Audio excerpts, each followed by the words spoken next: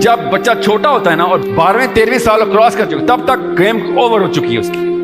جس نے اس time game بنا دی، بعد میں پھر کوئی بہت ہی نیک اللہ کا ولی استاد مل جائے تکے سے، کوئی بہت ہی بڑا بزرگ زبردستی آگے کھینچے اس کو، کالج میں، یونیورسٹی میں، محلے میں، اور کس کے تکے لگ جاتے ہیں، اساتذہ ہی کے احسانوں تیرے دبے ہو نا ہم سارے، وہ کھینچتے ہیں ہمیں آگے کہ کدھر چل رہا ہے.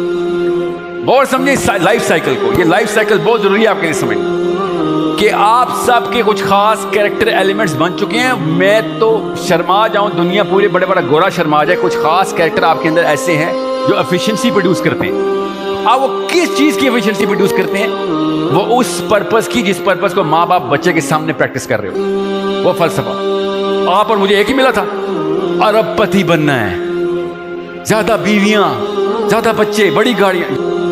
ابھی میں آپ سے کہوں نا کہ اس سیشن کے بعد جس نے بیسٹ سوال کرنے ہیں، کوئی سے دو بیسٹ سوال، ایک لڑکا ایک لڑکی، اس کو میں 2.5 لاکھ روپے کی جاب اپنی کمپنی میں آفر کرتا ہوں. اچانک آپ کی ایفیشنسی بڑھ جانی.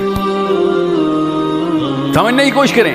میں نے آپ کے ذہن کے اندر وہ بیج آشکارا کیا ہے، بویا تو کسی اور نے ہے.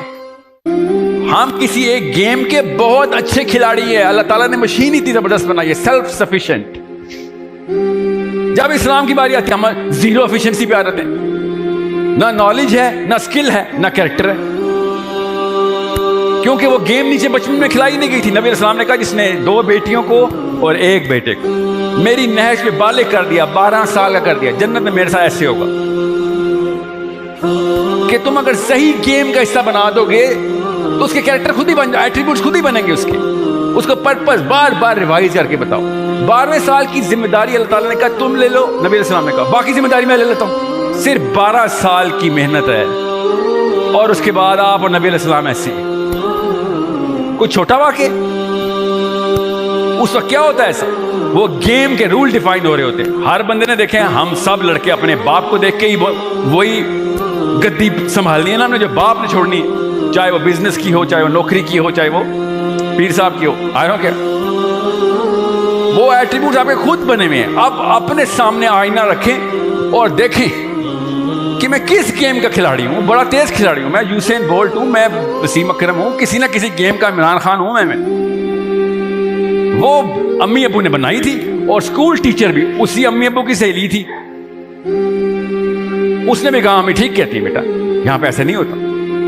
کیونکہ اتنی بڑی نفسیات اللہ تعالیٰ بار بار بتا رہے ہیں کہ جو زیادہ تر لوگ کر رہے ہوتے ہیں، بچے یہ سمجھتے ہیں کہ یہ اللہ کی طرف سے ہے. یہ نفسیات اللہ نے بتائی ہمیں کہ چھوٹا بچہ جو زیادہ تر لوگ کرتے ہیں وہ سمجھتے ہیں یہ اللہ کا کوئی قانون ہے، بس یہی ہے گیم. ایسا چھوٹا بچہ سنگر، ڈانسر،